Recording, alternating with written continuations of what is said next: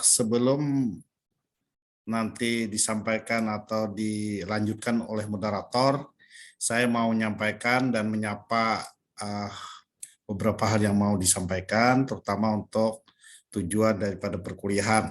Karena ini direkam, maka kita juga harus membuat menjadi sesuatu jalan atau perkuliahan dengan langkah-langkah dari awal sampai akhir ya. Pertama, saya mengucapkan terima kasih kepada semua peserta mata kuliah Filsafat Pendidikan, dan kesempatan ini saya atau kita bergabung dalam media perkuliahan online secara virtual. Kemudian kita juga berharap semua ya, dari awal sampai akhir kegiatan ini dapat berjalan dengan baik. Untuk kita ketahui bahwa perkuliahan kita atau proses kegiatan perkuliahan kita hari ini dibagi menjadi 3 sisi, dan ini kita lakukan setiap kali kita perkuliahan online. Pertama, saya sebagai dosen pengampu akan menyampaikan tujuan daripada perkuliahan. Tahap pertama mungkin memakan waktu sekitar 5 menitan atau 7 menit ya di awal-awal ini, yang seperti saya lakukan saat ini. Kemudian nanti dilanjutkan oleh moderator untuk melanjutkan diskusi, dan yang sisi terakhir saya minta waktu juga untuk memberikan masukan atau refleksi dalam kegiatan diskusi atau materi yang disampaikan ya. Baiklah, untuk kegiatan ini untuk mengambil hikmah dan berkat manfaat di sisi Tuhan Yang Maha Esa, maka kita awali dengan berdoa menurut agama dan kepercayaan kita masing-masing. Berdoa mulai. Bismillahirrahmanirrahim.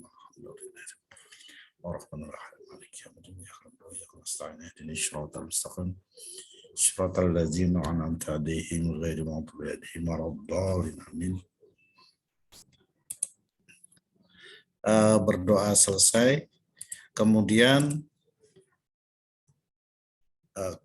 perkuliahan kita hari ini mengangkat tujuan daripada perkuliahan kita sesuai daripada konteks yang disajikan oleh penyaji atau presenter, bahwa mahasiswa dapat memahami sekaligus mengidentifikasi pemikiran aliran filsafat progresif atau progresivisme tentang pendidikan.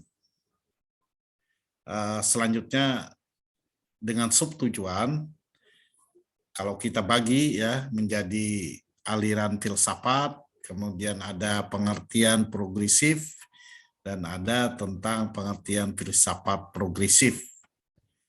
Sekitar itu adalah subtujuan daripada perkuliahan kita, mengidentifikasi pengertian pemikiran aliran filsafat, kemudian pemikiran aliran filsafat progresif, dan yang terakhir pemikiran filsafat progresif tentang pendidikan.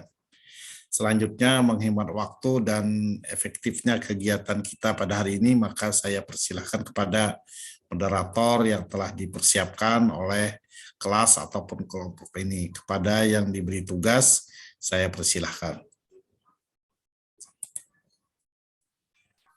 Terima kasih Bapak, izin mengambil alih.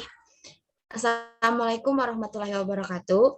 Yang terhormat Dr. Suhaimi MPD selaku dosen pengampu pada mata kuliah Filsafat Pendidikan, dan teman-teman semua yang saya banggakan.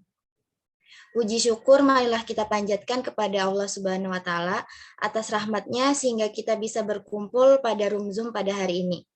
Tak lupa salawat serta salam kita curahkan kepada junjungan kita Nabi besar Muhammad SAW.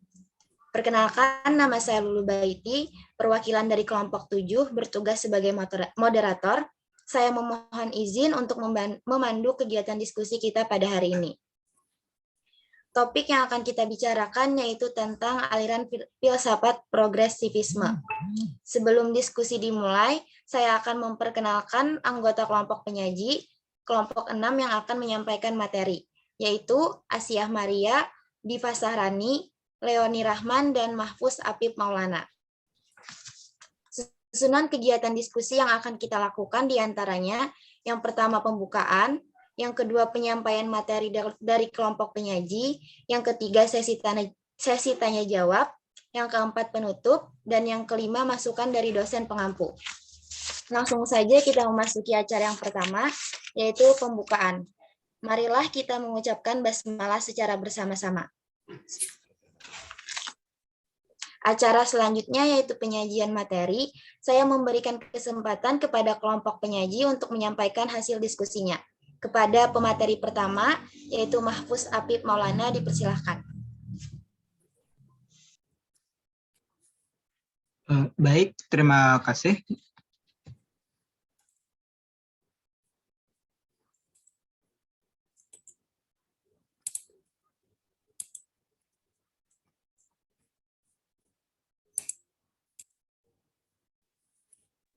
Yes, iya. Baiklah, di sini saya akan menyampaikan pertama itu tentang pengertian dari aliran filsafat progresivisme. Dalam pertama itu, secara bahasa istilah, progresivisme itu berasal dari kata progresif yang artinya itu bergerak maju. Sedangkan dalam KBBI atau Kamus Besar Bahasa Indonesia disebutkan bahwa progres sendiri itu dapat diartikan sebagai ke arah kemajuan atau berhaluan ke arah perbaikan sekarang, atau juga bisa bertingkat-tingkat naik.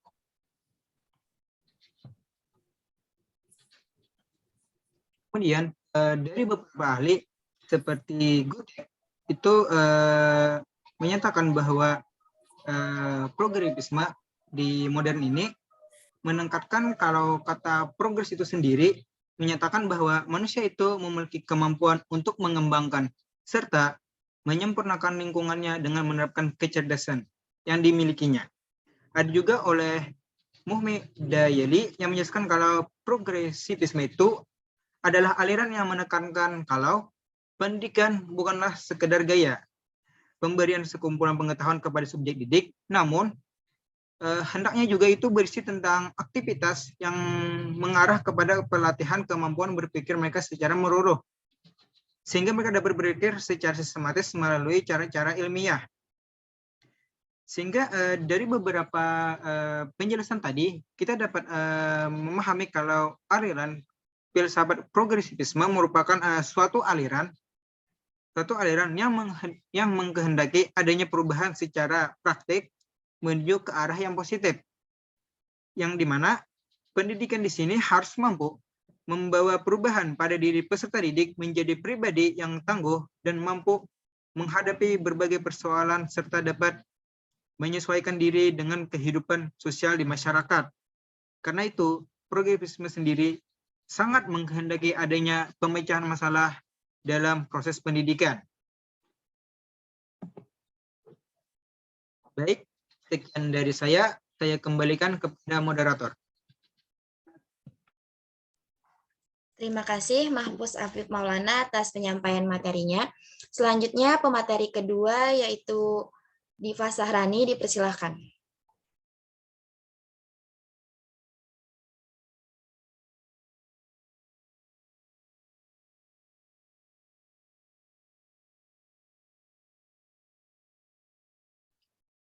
Maaf, moderator, ini bukan materi bagian saya.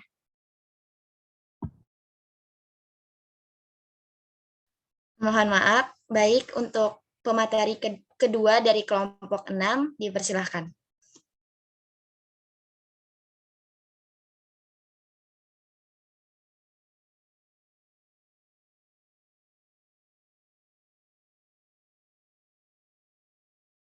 Maaf sebelumnya terjadi sedikit kesalahan. Baiklah, saya di sini akan menyampaikan kembali tentang tujuan dari aliran filsafat progresivisme. Secara singkatnya itu, aliran ini untuk melatih anak agar kelaknya itu ia dapat bekerja baik secara sistematis ataupun yang secara sistematis, kemudian juga mencintai kerjanya dan bekerja dengan otak serta hati.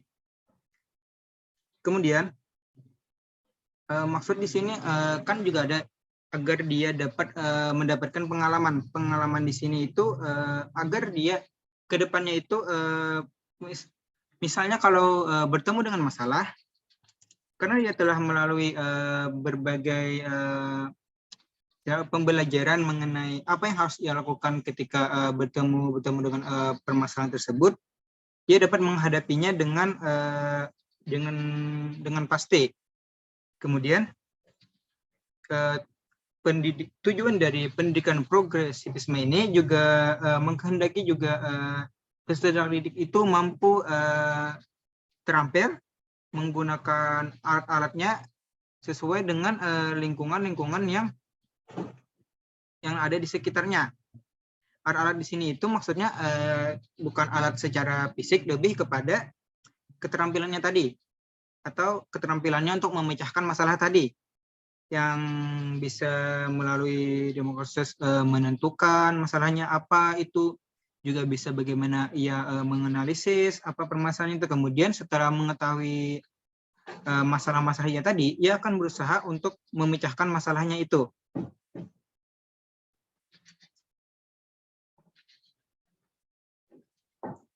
Dalam hal ini diharapkan kita yang sebagai salah satu calon pendidik itu harus dapat melatih anak didiknya untuk mampu memecahkan masalah-masalah yang ada di dalam kehidupannya nanti. Kita sebagai pemberi pengetahuan dulu, yang nantinya anak ini sendirilah yang harus berusaha untuk memecahkannya sendiri. Baik, sekian dari saya kembalikan kepada moderator. Terima kasih Mahapus Afif Maulana atas penyampaian materinya. Selanjutnya kepada Dipa Sahrani, dipersilahkan. Baik, terima kasih atas kesempatannya, moderator. Sebelumnya izin mohon di next slide terlebih dahulu.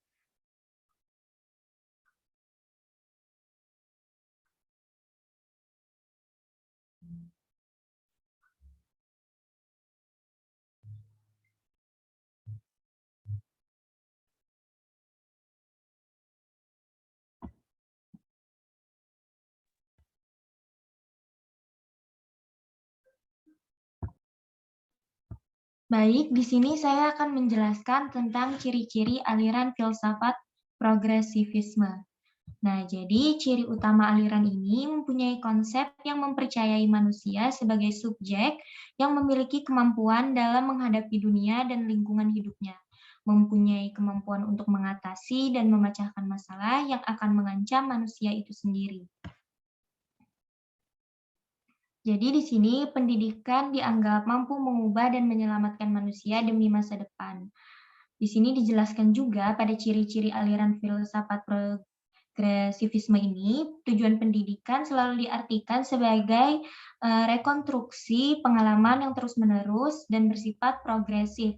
Dengan demikian, progresif merupakan sifat positif dari aliran tersebut, sedangkan sifat negatifnya adalah aliran ini kurang menyetujui adanya pendidikan yang bercorak otoritas dan absolut dalam segala bentuk seperti terdapat dalam agama, moral, politik, dan ilmu pengetahuan. Jadi di sini sudah jelas bahwa progres atau kemajuan, lingkungan dan pengalaman menjadi perhatian dari progresivisme. Dan tidak hanya angan-angan dalam dunia ide, teori, serta cita-cita saja. Progres dan kemajuan harus dicari dengan memfungsikan jiwa sehingga menghasilkan dinamika yang lain dalam hidup ini. Kemudian di sini di dalam ciri-ciri aliran filsafat progresivisme ini juga dijelaskan tentang tujuan pendidikan. Jadi menurut pragmatisme, progresivisme ialah mengadakan penelitian atau pengamatan terhadap kemampuan manusia dan menguji kemampuan-kemampuan tersebut dalam pekerjaan praktis. Dengan kata lain, manusia hendaknya mengaktualisasikan ide-idenya dalam kehidupan nyata, berpikir, dan berbuat.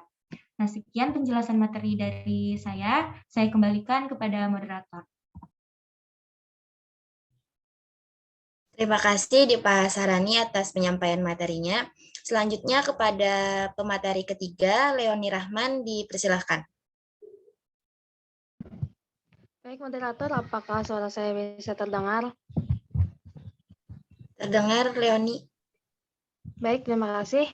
Saya akan melanjutkan pembahasan materinya, yaitu kelebihan dan kekurangan aliran progresivisme pada pendidikan.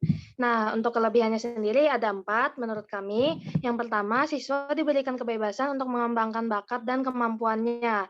Dalam artian, pendidikan yang menggunakan aliran ini tidak akan menjadi pendidikan yang terpaku pada kotak. Maksudnya tidak hanya terpaku pada aturan yang ada di dalam kelas, tapi lebih menonjolkan kepada apa yang menjadi ciri khas dari anak tersebut.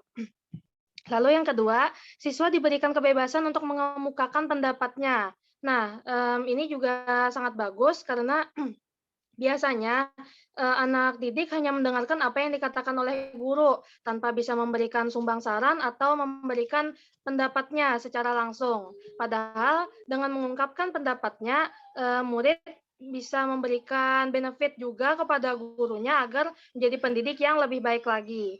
Nah, selanjutnya siswa belajar untuk mencari tahu sendiri jawaban dari masalah atau pertanyaan yang timbul di awal pelajaran. Dengan mendapatkan sendiri jawaban itu, siswa pasti akan lebih mengingat materi yang sedang dipelajarinya. Benar sekali. Kalau misalnya sudah dijelaskan materi itu dan mereka mencari sendiri solusi dari permasalahan yang ada, mereka akan terbiasa untuk berpikir kritis dan tidak hanya terpaku pada jawaban atau solusi yang sudah diberikan oleh pendidik. Nah, lalu yang keempat, membentuk output yang dihasilkan dari pendidikan di sekolah, memiliki keahlian dan kecakapan yang langsung dapat diterapkan di masyarakat. Membentuk output itu maksudnya memberikan hasil ya, memberikan prestasi yang dihasilkan dari hasil pembelajaran itu. Entah itu keahlian, entah itu skill baru, entah itu pengetahuan atau wawasan. Karena yang namanya wawasan dengan skill itu tidak bisa didapatkan hanya dari dalam buku saja. Nah, next.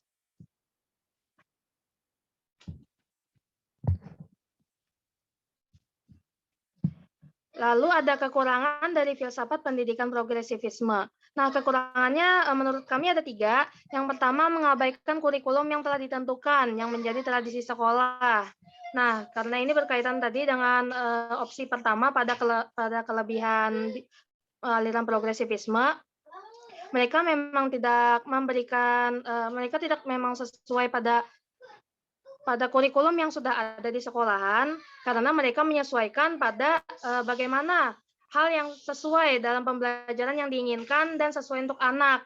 Nah, makanya mereka sedikit tidak mengikuti apa yang ada pada kurikulum atau peraturan. Lalu yang kedua, mengurangi bimbingan dan pengaruh guru. Siswa memilih aktivitas sendiri. Benar sekali, aktivitas yang dilakukan oleh siswa lebih bebas tanpa banyak diatur oleh guru.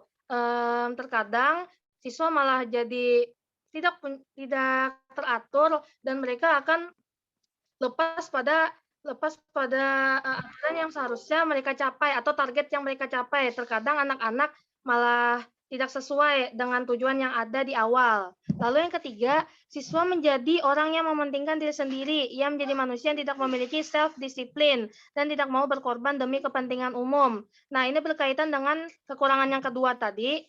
Karena siswa terlalu bebas, tidak ada yang mengatur, maka mereka hanya fokus pada keinginan mereka sendiri, enaknya di aku aja gitu, maksudnya begitu yang ketiga ini. Lalu mereka tidak memikirkan target awal dan tujuan bersama yang telah ditentukan, baik itu dari dalam peraturan sekolah atau kurikulum yang ada. Begitu saja yang saya sampaikan, saya kembalikan kepada moderator. Terima kasih Leoni Rahman atas penyampaian materinya. Selanjutnya kepada pemateri keempat, yaitu Asiah Maria, dipersilahkan. Terima kasih moderator. Selanjutnya ada penerapan aliran filsafat progresivisme. Yang pertama ada proses pendidikan berawal dan berakhir pada anak. Maksudnya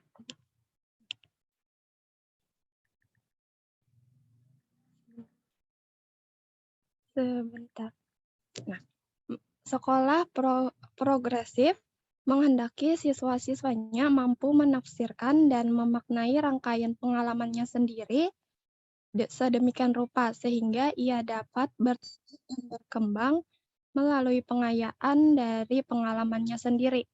Yang kedua, ada subjek didik adalah aktif, bukan pasif. Jadi selaras dengan pandangan progresivisme umumnya, siswa bukanlah sekumpulan individu yang pasif, melainkan manusia seutuhnya yang bertumbuh dan berkembang selaras dengan interaksi yang mereka lakukan dengan lingkungan sekitarnya. Yang ketiga, ada peran guru hanya sebagai fasilitator, pembimbing, atau pengarah. Nah, sekolah progresif menghendaki fungsi guru sebatas fasilitator pembelajaran, yaitu sebagai penasehat, pembimbing, atau pemandu daripada rujukan otoriter yang tak bisa dibantah di kelas. Yang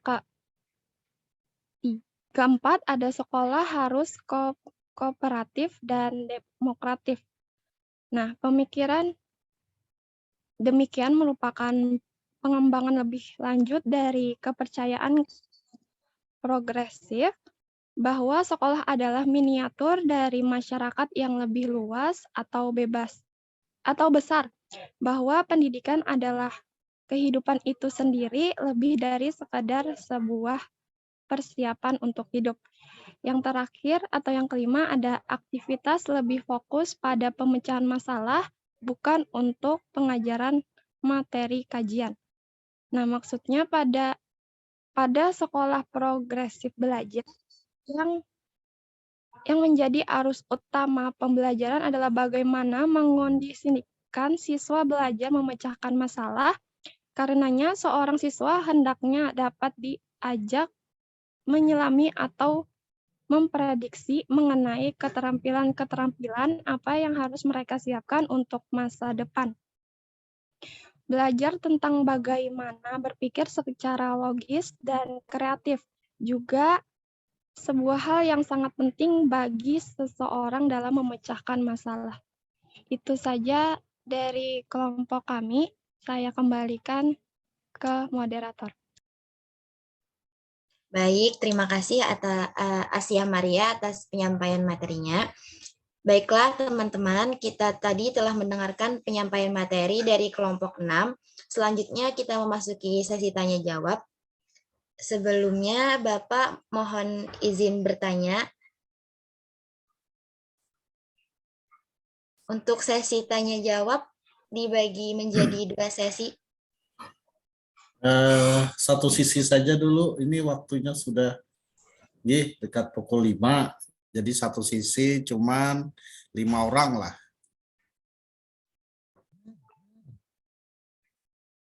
Bisa? Baik Bapak, terima kasih. Ya. Untuk sesi tanya jawab, kita buka untuk 5 orang penanya. Satu sisi saja. Bagi teman-teman yang ingin bertanya, dipersilahkan untuk raise hand.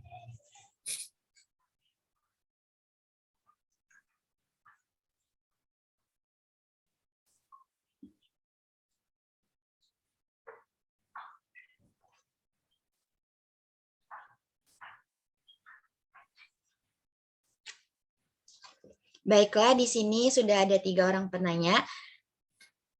Untuk penanya pertama, Elsa Maulida dipersilahkan. Baik, terima kasih moderator atas kesempatannya. Perkenalkan, nama saya Elsa Maulida dari kelompok 2. Pertanyaan saya yaitu, dalam aliran progresivisme, anak dituntut untuk berperan aktif dan guru hanya sebagai pembimbing. Bagaimana tanggapan kalian saat anak tidak dapat aktif belajar dan cenderung susah mengeluarkan pendapat? Itu saja yang saya tanyakan. Terima kasih. Saya kembalikan ke moderator. Baik, terima kasih Elsa Maulida atas pertanyaannya. Dimohon kepada para penanya untuk mengirimkan kembali pertanyaannya di room chat. Untuk penanya kedua, Rosa Pitra Apriliani dipersilahkan. Baik, terima kasih moderator atas kesempatan yang diberikan. Perkenalkan, nama saya Rosa Fitra Apriliani dari kelompok 7. Pertanyaan saya dari poin pertama, bagian kekurangan filsafat pendidikan, progresivisme, dikatakan bahwa kekurangannya adalah karena mengabaikan kurikulum yang sudah menjadi tradisi di sekolah.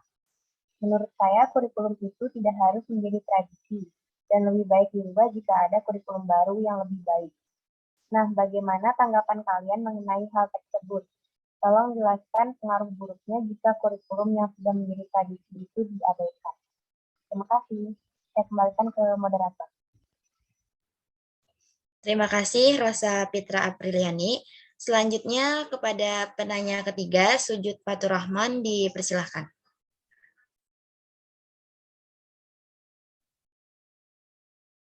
Baik, terima kasih moderator. Perkenalkan, nama saya Sujud Faturrahman dengan NIM 211011252100051 dari kelompok 5. Pertanyaannya, dari PowerPoint pemateri tadi, aliran filsafat progresivisme mengarah pada kemajuan siswa dengan bakat dan kemampuan sendiri, serta mencari tahu masalah dan jawaban sendiri. Nah, bagaimana jika aliran filsafat progresivisme terjadi pada anak broken home yang tidak mempunyai arah kehidupan? Sekian dari saya kembalikan ke moderator. Baik, terima kasih Sujud Faturrahman atas pertanyaannya. Selanjutnya kepada penanya keempat, yaitu Ismi Khairon Nisa, dipersilahkan.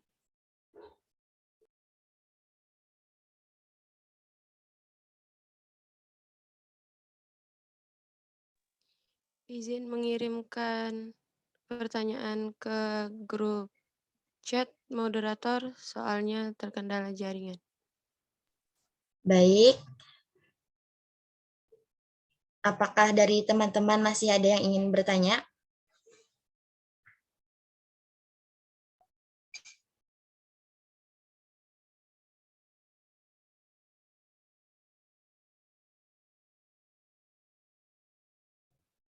Sepertinya tidak ada. Jadi untuk sesi tanya jawab yang ini kita buka 4 pertanyaan saja. Kita memberikan waktu kepada kelompok penyaji untuk mendiskusikan jawaban-jawaban dari para penanya. Kita beri waktu selama 5 menit.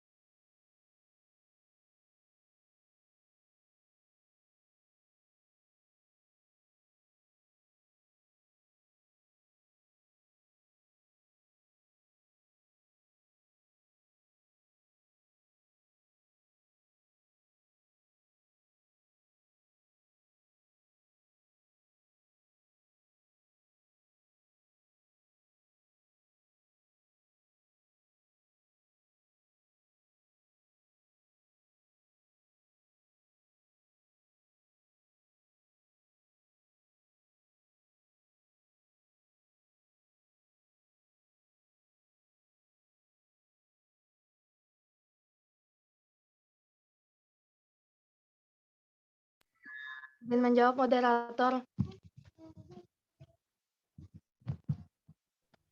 Baik, dipersilakan kepada Leoni Rahman. Baik, saya akan menjawab pertanyaan dari Elsa Maulida. Pertanyaannya, dalam aliran progresivisme, anak dituntut untuk berperan aktif dan guru hanya sebagai pembimbing. Bagaimana tanggapan kalian saat anak tidak dapat aktif dalam belajar dan cenderung susah mengeluarkan pendapat? Jadi, tanggapan kami tentunya adalah memberikan solusi-solusi untuk anak tersebut. Nah, yang pertama memasangkannya dengan anak yang bertolak belakang sifatnya dengan dia. Dalam artian di sini karena anak itu adalah orang yang introvert, maka kita memasangkannya dengan orang yang berkepribadian ekstrovert. Dengan hal itu, dia akan terpancing atau terpacu untuk menjadi lebih aktif karena teman bergaulnya adalah orang yang lebih aktif daripada dia. Lalu yang kedua, memasangkannya dengan yang lebih muda. Kenapa jadi memasangkan dengan yang lebih muda? Karena terkadang atau seringkali yang lebih muda daripada si anak itu akan cenderung lebih aktif dalam beraktivitas atau berdiskusi. Lalu yang ketiga, memasukkannya dalam sebuah kelompok kecil. Apa maksudnya? Jadi memasukkan anak itu dalam sebuah kelompok kecil untuk diskusi atau kegiatan tertentu untuk memancing anak tersebut agar lebih banyak berdiskusi bersama teman-temannya. Kenapa tidak dengan kelompok yang lebih besar? Karena bila dalam kelompok yang lebih besar, anak itu akan cenderung lebih banyak diam karena tersembunyi atau tertutupi oleh anak-anak yang lainnya. Lalu yang keempat, memberikan tanggung jawab penting. Nah, ketika seseorang diberikan tanggung jawab yang penting, dia akan merasa lebih was-was atau lebih takut. Oh, aku harus menyelesaikan ini lebih cepat. Bagaimana caranya agar aku bisa menyelesaikan ini dengan baik? Nah, jadi dengan dia diberikan tanggung jawab yang penting, dia akan dipaksa untuk melakukan diskusi atau bersosialisasi bersama teman-teman sekelompoknya atau rekan-rekan yang dekat dengannya. Nah, lalu sering mengajak anak pada kegiatan luar rumah. Lalu yang ketujuh, memberikan tugas untuk berbicara dengan orang lain.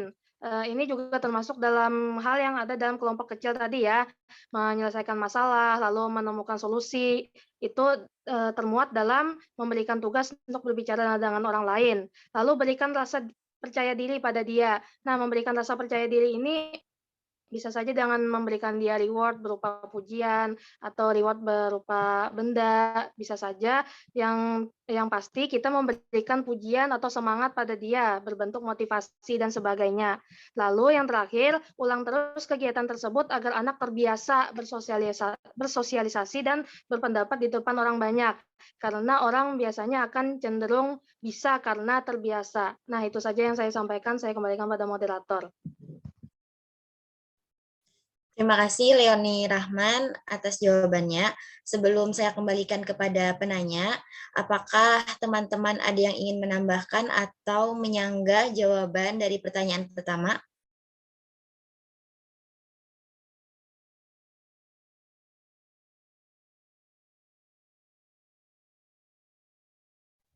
Sepertinya tidak ada. Baiklah, saya kembalikan kepada penanya. Apakah jawaban dari pemateri dapat diterima?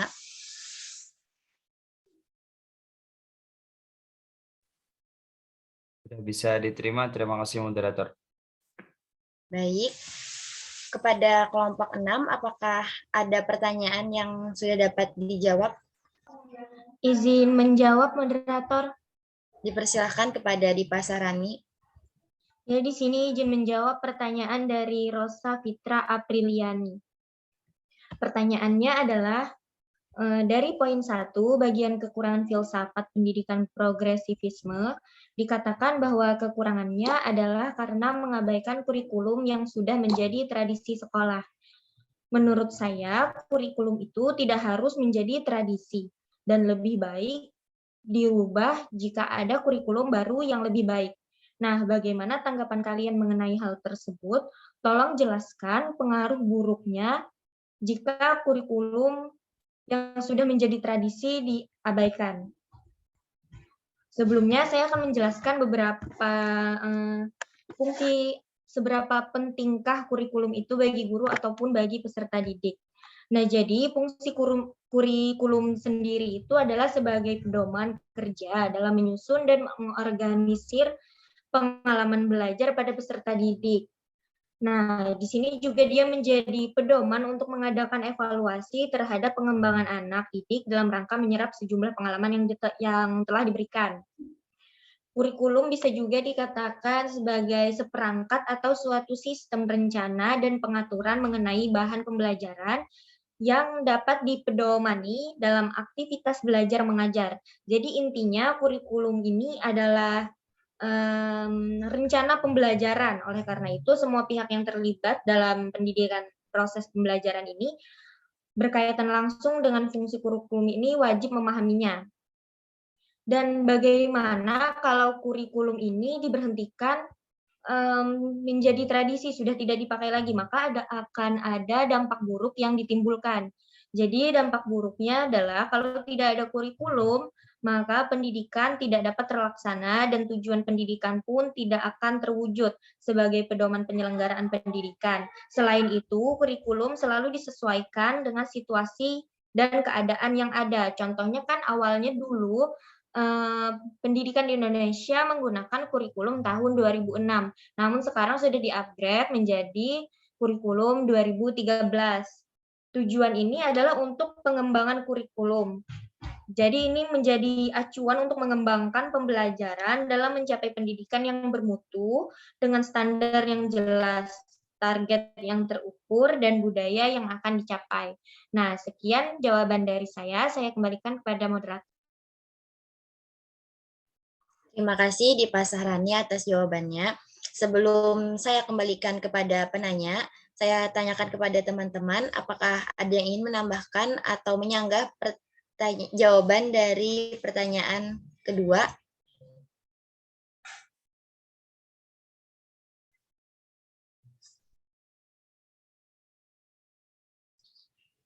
Sepertinya tidak ada.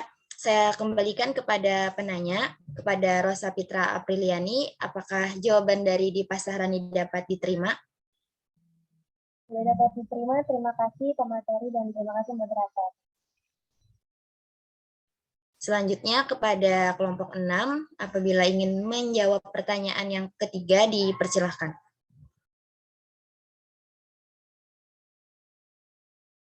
Baik, moderator izin menjawab. Sebelumnya saya minta maaf karena off kamera, kota saya sedang kritis.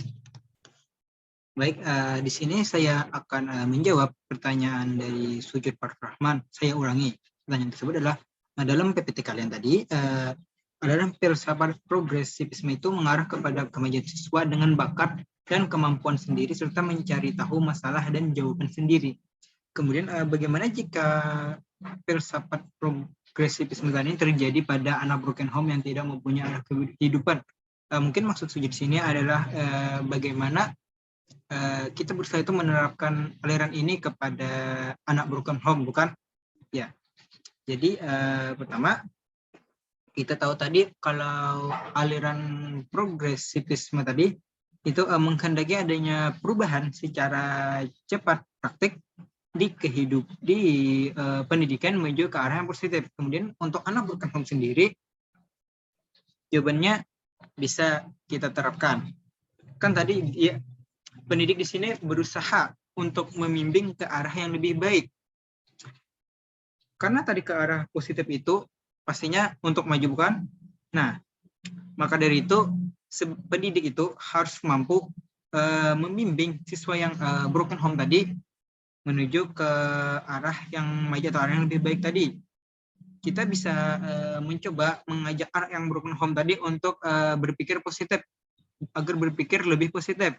Kita bisa mungkin dengan cara kita mengubah pola pikirnya yang yang berpikir tidak ada kehidupan bagi kedepannya tadi. Mungkin mengubah, bisa juga mungkin membangun kembali hubungan dan komunikasinya yang yang rusak karena broken home tadi. Kita berusaha untuk memperbaikinya tadi.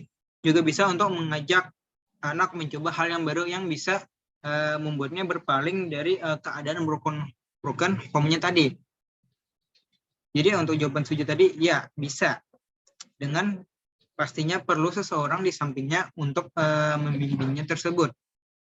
membimbingnya maksudnya mengarahkannya hilang dari keadaan broken home tadi. Baik, sekian dari saya kembalikan kepada moderator. Baik, terima kasih kepada Mahfuz Apip Maulana atas jawabannya. Sebelum saya kembalikan kepada penanya, apakah ada dari teman-teman yang ingin menambahkan atau menyanggah jawaban dari pertanyaan ketiga?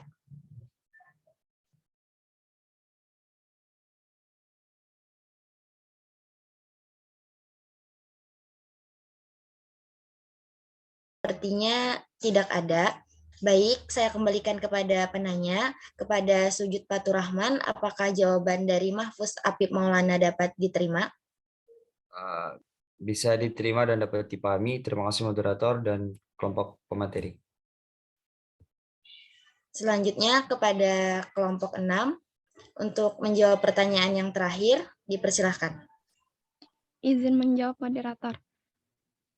Izin menjawab pertanyaan dari Ismi Hairunisa. Pertanyaannya, apa manfaat menerapkan aliran progresivisme pada pembelajaran peserta didik anak SD? Yang pertama ada memberi kesempatan anak didik untuk belajar perorangan. Yang kedua, memberi kesempatan anak didik untuk belajar melalui pengalaman. Yang ketiga, ada memberi motivasi dan bukan perintah. Yang keempat, ada mengikut sertakan anak didik di dalam setiap aspek kegiatan yang merupakan kebutuhan pokok anak. Yang terakhir yaitu menyadarkan pada anak didik bahwa hidup itu dinamis. Maksudnya dinamis yaitu kondisi yang terus-menerus berubah, bergerak secara aktif, dan mengalami perkembangan berarti. Mungkin itu saja jawaban dari saya kembalikan kepada moderator. Terima kasih Asia Maria atas jawabannya. Sebelum saya kembalikan kepada penanya, apakah ada dari teman-teman yang ingin menambahkan atau menyanggah?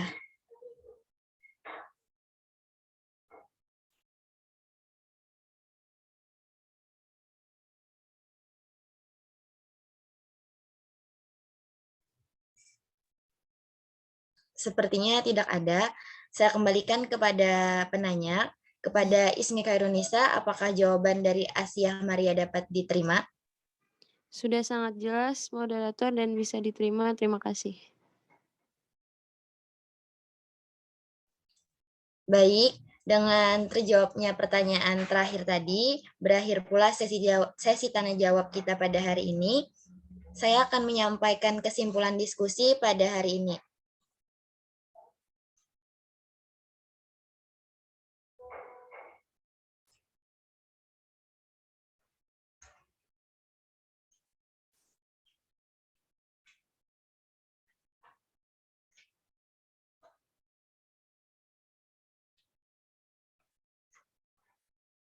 Tujuan dari aliran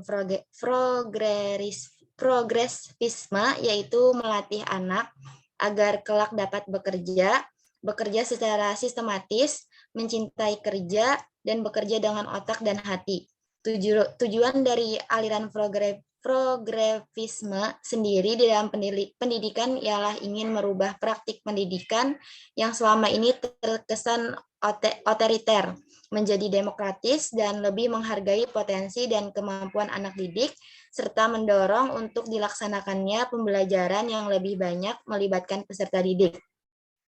Ciri utama aliran ini mempunyai konsep yang mempercayai manusia sebagai subjek yang memiliki kemampuan dan menghadapi dunia dan lingkungan hidupnya, mempunyai kemampuan untuk mengatasi dan memecahkan masalah yang akan mengancam manusia itu sendiri.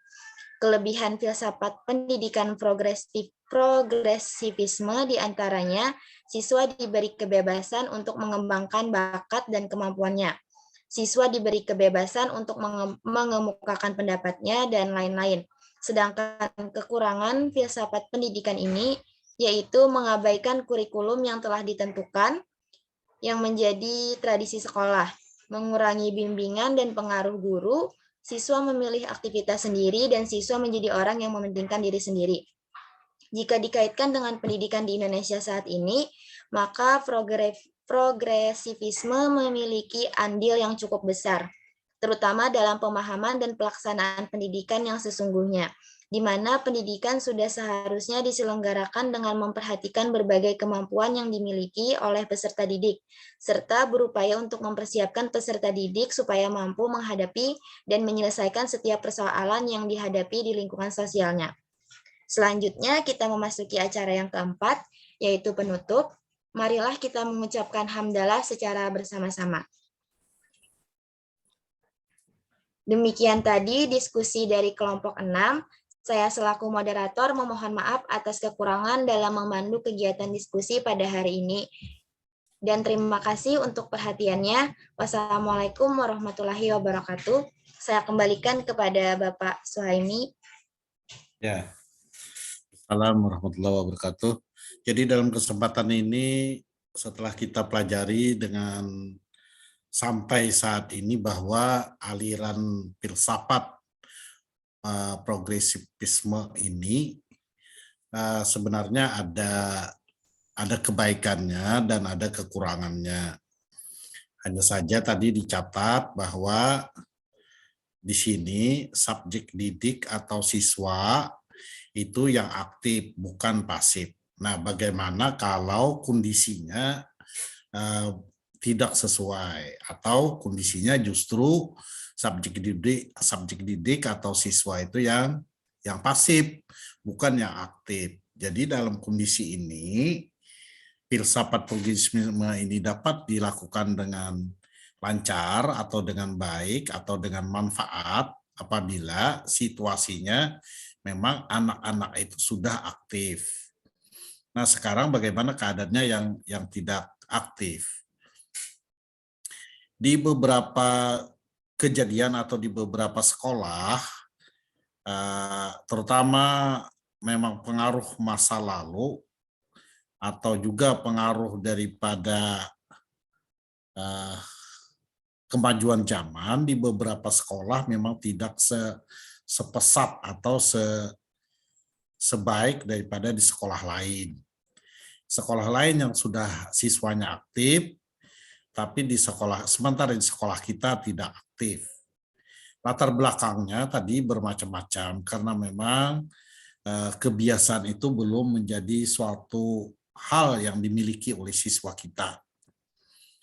Siswa kita kurang inovasi, siswa kita kurang motivasi. Oleh karenanya sebelumnya kita tingkatkan dulu motivasi dia, rasa kepercayaan diri dia. Karena dari banyak kelebihan, memang kita juga tidak menghilangkan kekurangannya atau tidak memperhatikan kekurangannya, tapi kita seharusnya gunakan atau peroleh kelebihan itu atau manfaatkan kelebihan itu dan minimalkan kekurangannya atau minimalkan dampaknya. Kata saya tadi, ciri khas daripada aliran filsafat ini menghendaki siswa itu aktif. Nah, saat ini kan siswa kita tidak aktif. Supaya aktif bagaimana? Kan keadaannya tadi bermacam-macam. Ada anaknya yang dari kalangan ekonomi lemah, kemudian ada juga anak yang dari keluarga broken home yang tidak siap, atau memang dari keluarganya yang masih belum bisa memberikan motivasi kepada anaknya. Itu dulu yang kita atasi. Jadi anaknya itu harus betul-betul kita buat memiliki motivasi yang tinggi, sehingga kita kasihkan jalan supaya dia dapat aktif. Maksud saya, kan hari ini kan pembelajaran itu menggunakan scientific. Scientific itu katakan saja kalau lebih khusus yang 5M ya. Pertama, mengamati. Itu modal utama untuk bisa melakukan pembelajaran aktif. Siswa mengamati itu boleh saja dia dalam proses belajarnya secara mandiri, dia membaca lebih dahulu materi yang yang mau disajikan. Jadi kalau begitu bagaimana caranya? guru setelah berakhir mata pelajaran harus menyampaikan kita pelajaran berikutnya atau pada pertemuan berikutnya kita membahas tentang apa, kita sebutkan bahasannya itu, lalu materinya sudah ada bukunya, jadi silakan para siswa atau mereka atau peserta didik ini mempelajari lebih dahulu pelajaran yang mau disajikan. Lalu dia belajar di rumah dengan cara memperhatikan, dengan cara mengamati isi, belajar secara bermakna, membaca dengan bermakna, artinya mencari kata kunci, lalu dapat merangkai seluruh proses daripada pembelajaran yang ada. Jadi dia mempersiapkan diri sehingga dia menjadi percaya diri. Jadi awal daripada kepercayaan, awal daripada aktivitas siswa yang tinggi itu harus dimulai dari kepercayaan diri dan motivasi daripada anak itu. Dan ada juga di atas segalanya, di atas daripada filsafat progres ini adalah menghendaki siswa itu harus mempersiapkan diri sendiri agar dia tidak bermasalah dalam pemahaman. Berarti dia sudah belajar lebih dulu di rumah. Yang di sekolah tuh fungsinya ingin menjelaskan saja hal yang belum dia mengerti. Nah, dalam hal ini bukan berarti kurikulum yang ada itu tidak dipakai, tapi boleh dilompati, boleh lebih daripada yang itu. Jangan sampai kurikulum itu membatasi dirinya. Nah, itu maksudnya. Jadi tadi dibahas dengan kurikulum tradisi, kalau saya menangkap tradisi di sekolah itu adalah mengikuti kurikulum, bukan membahas tentang tradisi, cuma maksudnya kebiasaan dan memang seharusnya dalam pembelajaran itu atau dalam sekolah itu menjadikan kurikulum menjadi pedoman. Nah, dalam aliran filsafat progresifisme ini, kurikulum itu sebagai acuan awal saja. Nanti boleh dia berkembang, boleh dibedah, istilahnya tidak harus mencapainya itu dibatasi, tapi boleh dicari cara untuk belajar yang intinya menguasai mata pelajaran itu. Tentang caranya boleh dibuat dengan pedoman. Tadi kata penyaji boleh juga untuk tidak tercapai tujuannya, tapi justru tercapainya besok hari. Tapi besok hari itu bisa 2-3 buah tujuan yang seharusnya tercapainya hari ini. Jadi memang belajarnya itu mulai dari yang mudah lalu ke arah yang rumit atau yang kompleks. Oleh karenanya capaian kurikulum yang tadinya harus mencapai indikator 1, 2, 3, karena memang di awal-awal boleh anaknya itu belum memiliki persiapan atau belum begitu sadar terhadap keadaan dirinya, maka dia baru mencapai tujuan pembelajaran itu 1, 2 saja misalnya. Maka yang 3 itu belum tercapai, maka itu dibawa pada pertemuan berikutnya, boleh saja dirubah 1, 2 bukan 1, 2, 3, lalu 1, 2, lalu 3, 4, 5 bisa dilompati pada pertemuan berikutnya. Jadi capaian kurikulum atau capaian tujuan pembelajaran itu boleh diatur sendiri, bebas. Bukan berarti bahwa itu jadi suatu pedoman yang harga mati. Nah, itu istilahnya yang tradisi tadi. Jadi tradisi itu kalau menurut pandangan di makalah ini atau di presentasi ini jelas kebiasaan bahwa di sekolah itu pedoman atau dijadikan patokan itu adalah standar kurikulum. Kalau pada pertemuan pertama katakan 1, 2, 3 tujuan pembelajaran itu harus tercapai, bisa saja tidak tercapai, tapi harus diselesaikan pada pertemuan berikutnya, gitu ya. Jadi pada intinya progresif ini ingin maju ke depan, bukan ingin kurang daripada yang seharusnya. Dia akan bersifat pasti anak atau kelas ini sudah sadar akan pentingnya belajar. Apakah di rumah tangganya ataupun di latar belakangnya ada masalah, itu tentu saja akan dilakukan upaya dirinya sendiri ataupun dengan bantuan guru. Karena dalam posisi ini guru sebagai fasilitator. Tapi bukan berarti guru lepas ya. Guru harus betul-betul mendorong, harus mengarahkan dan betul-betul proses belajar itu jelas terjadi ya. Jadi dijamin oleh guru, dan guru ini posisinya kan pengarah, memberikan arah, memberikan fasilitas, kemudian membimbing ya. Jadi ini lengkap saja sebenarnya makna katanya. Kan sebagai seorang guru, sebagai pendidik itu sebagai pembimbing dan pengarah selain daripada fasilitator ya. Dalam hal ini ada jadi dicatat bahwa dalam aliran ini kalau mau dipakai siswanya harus dibuat aktif dulu. Kalau tidak aktif, bagaimana cara membuat aktif? Pertama, dikasih motivasi bahwa pelajaran ini akan berdampak untuk kebaikan masa depan anak, atau menjadi prasyarat untuk bisa mendapatkan nilai, atau boleh juga dikasih hadiah agar mereka termotivasi untuk bisa mengikuti pelajaran. Intinya seperti itu, bahwa anak ini harus memiliki kemampuan lebih, sehingga aliran ini memandang tidak boleh semangat yang dimiliki oleh siswa pada kebanyakan yang berada di kelas itu masih terbatas pada standar-standar atau ketentuan capaian kurikulum itu. Jadi capaian-capaian itu boleh lebih daripada yang ada. Jadi bukan berarti harus kurang ya, kurang daripada yang ada. Kalau begitu bukan progres namanya.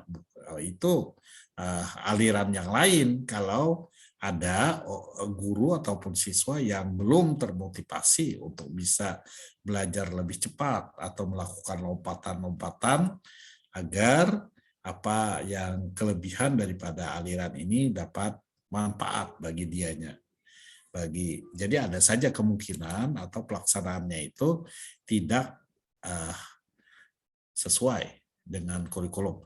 Waktu ujian nasional diberlakukan, itu banyak guru yang memberi langkah bahwa kurikulum boleh dijadikan pedoman, tapi bukan kurikulum satu-satunya yang dapat memecahkan persoalan ujian nasional. Ujian nasional itu adalah dapat diselesaikan dengan cara siswa memiliki kemampuan dan memiliki strategi untuk bisa memanfaatkan waktu dan memiliki kecepatan dalam menyelesaikan soal. Karena dibatasi oleh waktu dan dibatasi oleh waktu ya, yang tadinya orang merasa mengerti mata pelajaran itu tapi kurang berlatih sehingga kecepatannya tidak seimbang dengan waktu yang disediakan. Otomatis berakibat pada capaian jawaban yang kurang. Itu artinya kurikulum itu yang selama ini dijadikan patokan menurut pandangan aliran ini tidak semata-mata harus diikuti 100%. Artinya boleh lebih. Kalau kurang ya tidak, karena memang aliran ini berpikiran ke depan. Boleh oleh siswa ataupun oleh guru kebanyakan.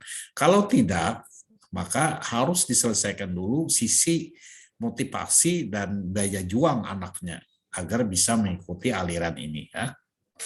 Itu saja yang dapat saya sampaikan, waktu juga yang membatasi kita dan Alhamdulillah kita sudah tepat waktu seperti janji awal bahwa kita dapat melaksanakan perkuliahan yang efektif menggunakan waktu yang ada ya. Kemudian para mahasiswa saya sampaikan dalam kesempatan ini juga untuk pertemuan berikutnya, tolong nanti kita tepat waktu, kalau ada yang kurang, kalau ada yang tidak, yang terlambat, segera cepat bergabung ya.